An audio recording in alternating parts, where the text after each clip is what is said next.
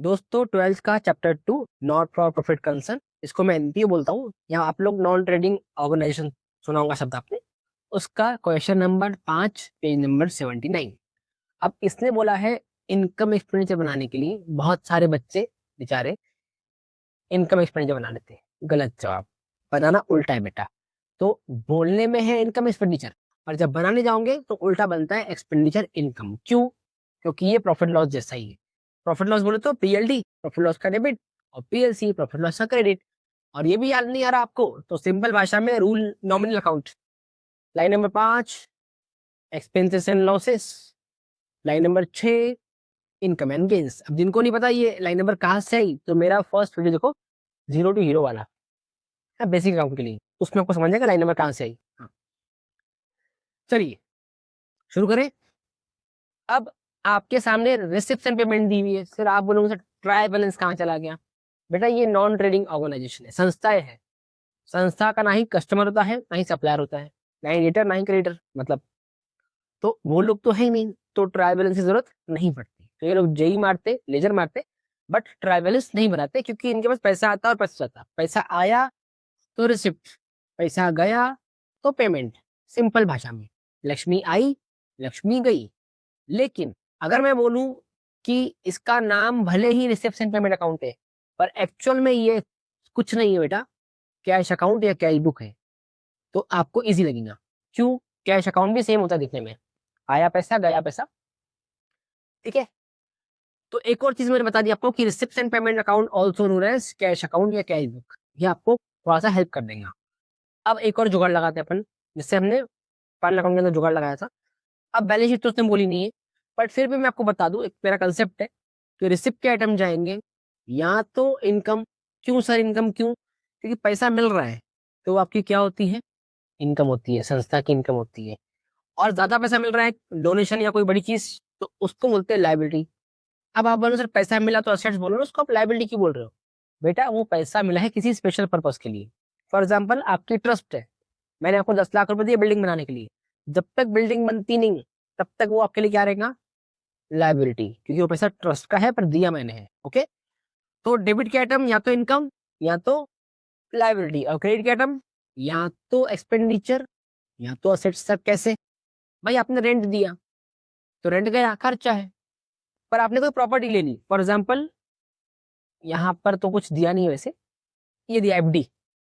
अब एफडी मतलब आपने इन्वेस्ट किया है तो वो आपकी असेट्स, ठीक है। तो डेबिट के आइटम कहाँ जाएंगे, क्रेडिट के आइटम कहाँ जाएंगे, लाइफ लाइन लगा लो 50-50। ओके, पर इसने बैलेंस शीट बोली नहीं है, कोई बात नहीं, नहीं बनाएंगे अपन, जबरदस्ती क्यों बनाए। अब नीचे दिखेंगे आपको कुछ एडजस्टमेंट्स, तो ये एडजस्टमेंट आपके 12th के फाइनल अकाउंट के जैसे ही है, 11th में भी था आपको, तो डरने का नहीं। थोड़ा सा 19-20 का फर्क होता है, देख लेंगे अपन, ठीक है। अब हम शुरू करेंगे पहले एडजस्टमेंट से, अपनी आदत से। रेंट बोल रहा है आउटस्टैंडिंग 7,000 रुपए।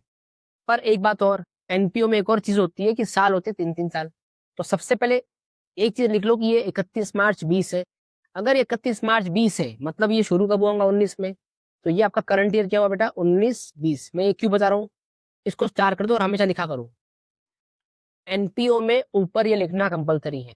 क्यों? बताता हूँ, क्योंकि यहाँ पे देखो आप, आपके पास 3-3 साल दिए हुए, तो आपका करंट ईयर कौन सा है बेटा, 19-20। तो ये पता करना बहुत जरूरी था। कैसे मालूम पड़ा? इस रिसिप्शन पेमेंट की डेट से मालूम पड़ गया। तो यहाँ पे 3 साल है, 18-19, 19-20, 20-21। तो करंट ईयर कौन सा है बेटा, 19-20। कैसे मालूम पड़ा? हमने पहले लिख के रखा है ऊपर। तो ये चीज एक और प्लस पॉइंट ऐड कर लो मेरी तरफ से, ठीक है, कंसेप्ट में। अब पॉइंट पे आते हैं। तो ये रिसिप्ट के आइटम है, ये पेमेंट के आइटम है। कुछ चीजें और बता देता हूँ मैं आपको। रिसिप्ट में आपको मिलेगा to balance reading, that is opening cash bank, और नीचे मिलेगा by balance reading, that is closing cash bank. तो ओपनिंग क्लोजिंग दोनों है आपके पास, क्योंकि कैश अकाउंट ही मैंने बताया था आपको, ठीक है। तो ओपनिंग हमारे फिलहाल काम का नहीं है। ये कब काम पड़ता है, जब ओल्ड बैलेंस शीट हम बनाते हैं। ओके, वैसे काम पड़ता ही नहीं, ओल्ड बैलेंस शीट बनाई तो कट मार दिया। फिर सब्सक्रिप्शन बोल रहा है वो। सब्सक्रिप्शन क्या होता है भाई, आप ट्रस्ट हो, लोगों ने आपको, आपके मेंबर बने होंगे, उन्होंने सब्सक्राइब किया है आपके ट्रस्ट को, तो वो हर महीने आपको पैसा देंगे। तो हमारे काम का कौन सा है बेटा, करंट ईयर का। तो ये जगह I for income. Okay, identify हो गया। ये दो फिलहाल मेरे काम की नहीं है, बैलेंस शीट में बना नहीं रहा हूँ, बना रहा होता तो देखते हैं अपन उस चीज को। डोनेशन जनरल बुला हुआ है, तो ये हो जाएगा आई फॉर इनकम। हाँ, डोनेशन फॉर बिल्डिंग फंड होता तो लाइबिलिटी, याद रखना। 4 टाइप के डोनेशन आते हैं, ठीक है। एंट्रेंस फीस, फीस है तो ऑब्वियसली इनकम होंगी आपकी। Okay, interest on FD, FD पे ब्याज मिला वो भी आपकी इनकम है, ये एक ही वर्ड है।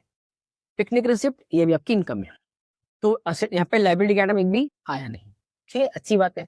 इधर आ जाओ रेंट पे, तो दिख रहा है आपको हमारे काम का कौन सा बेटा, करंट ईयर का, तो वो ई फॉर एक्सपेंडिचर, ये काम का फिलहाल नहीं है क्योंकि हम बैलेंस शीट नहीं बना रहे। एफडी इन्वेस्टमेंट है आपका, तो आपका असेट्स हो गया, वो क्या हो गया, ई फॉर असेट्स, पर हमारे काम का नहीं क्योंकि हम बैलेंस शीट नहीं बना रहे फिलहाल। Okay, sundry expenses, expenses, insurance expenses, printing and stationery expenses, picnic expenses expenses. अब यहाँ भी पिकनिक वर्ड है और यहाँ भी पिकनिक वर्ड है, बहुत लोग आपस में काटते हैं, उसको अपन काटेंगे नहीं। Salaries expenses, travelling expenses expenses.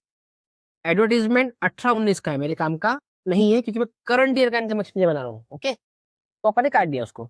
Cash और बैंक आपका असेट्स पर वैसे काम का नहीं है क्योंकि अपन बना नहीं रहे, ये हमारा बाइफर्केशन हो गया। ऐसे सारे वीडियो में बाइफर्केशन करूंगा, आपको भी सेम अलोकेशन आपके बुक पे लिख के रखना है, ठीक है, आपको हेल्प हो जाएंगी।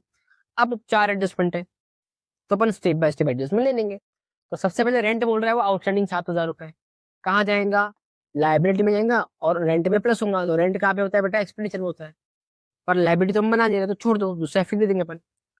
तो चेक करो आपका एक्चुअल रेंट होगा कितना, 54,300, उसमें आपको 7,000 ऐड करने हैं, तो बहुत ईजी है। एक्सपेंडिचर में आ जाओ, जगह छोड़ने की जरूरत नहीं है, डायरेक्ट टू रेंट, क्योंकि हमें ग्रॉस प्रॉफिट तो आता नहीं, तो लाइन की छोड़ने का। Okay, to rent 54,300, add outstanding कितना, 7,000 रुपीज।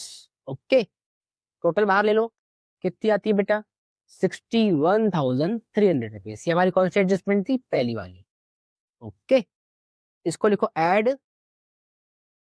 आउटस्टैंडिंग रेंट, मैं आउटस्टैंडिंग लिख रहा हूँ, आप लोग रेंट लिख देना इसके आगे। पहले एडजस्टमेंट हो गई, दूसरा इफेक्ट नहीं देना है क्योंकि बैलेंस शीट नहीं बनानी है, ठीक है।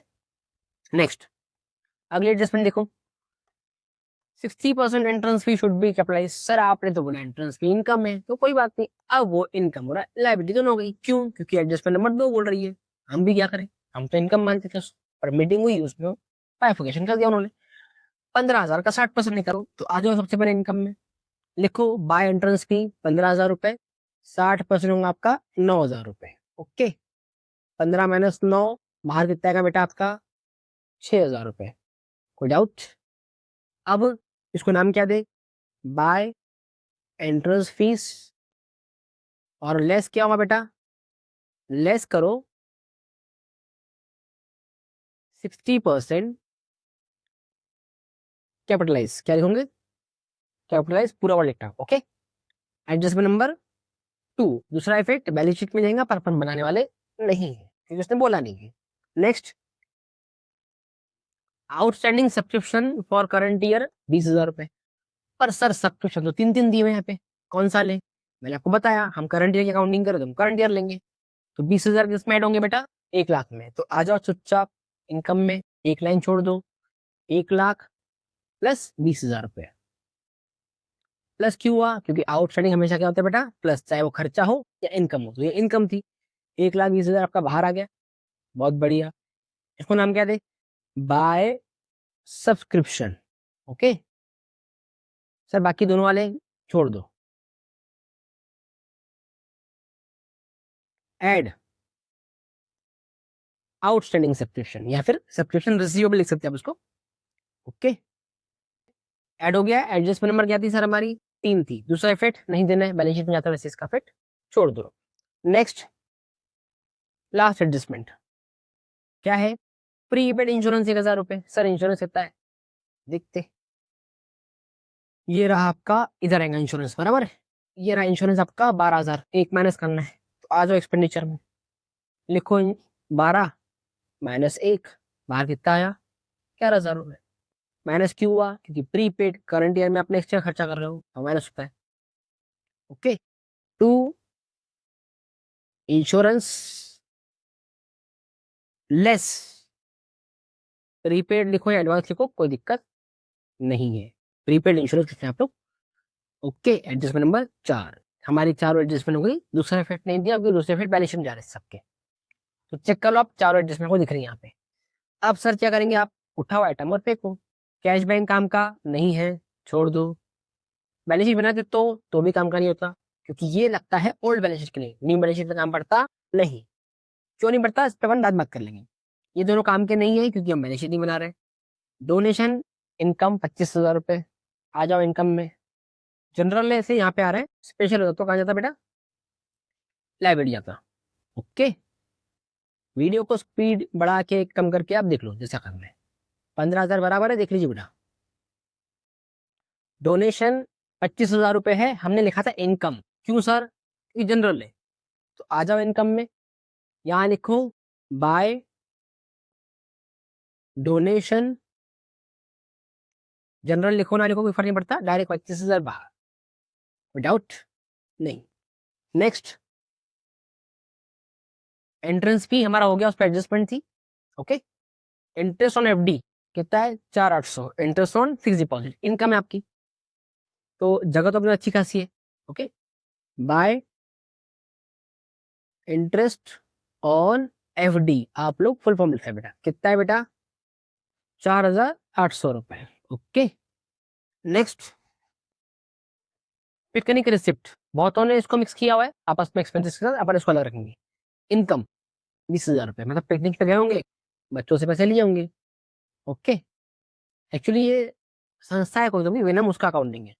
By picnic receipt.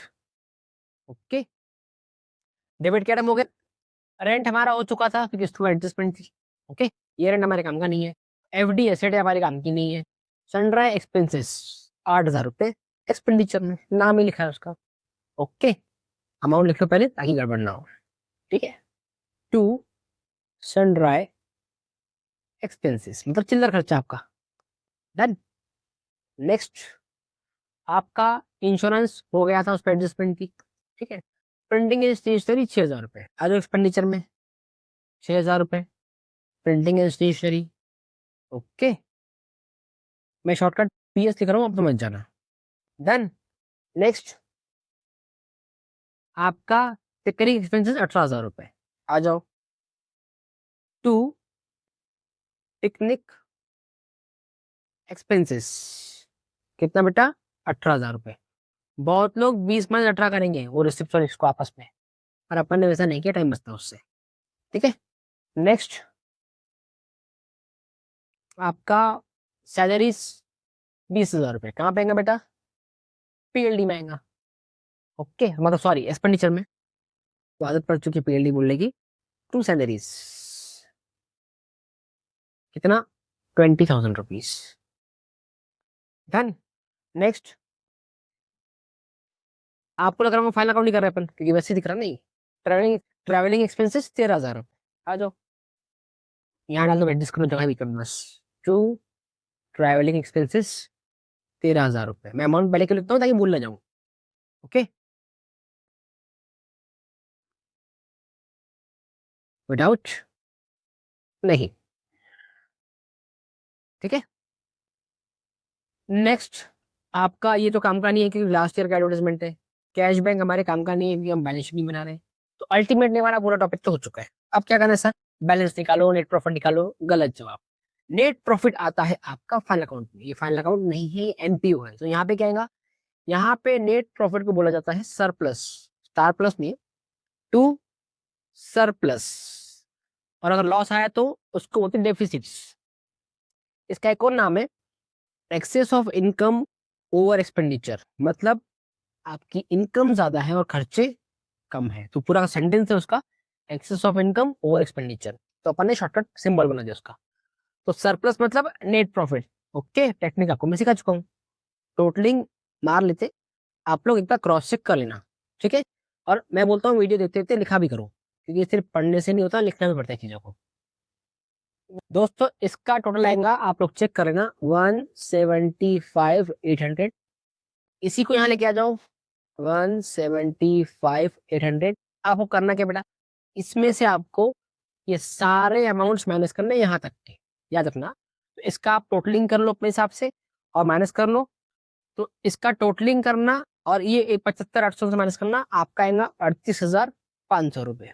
आप किताब में क्रॉस चेक कर ले बेटा, और वीडियो शेयर करो, बोर्ड एग्जाम पास में। Thank you.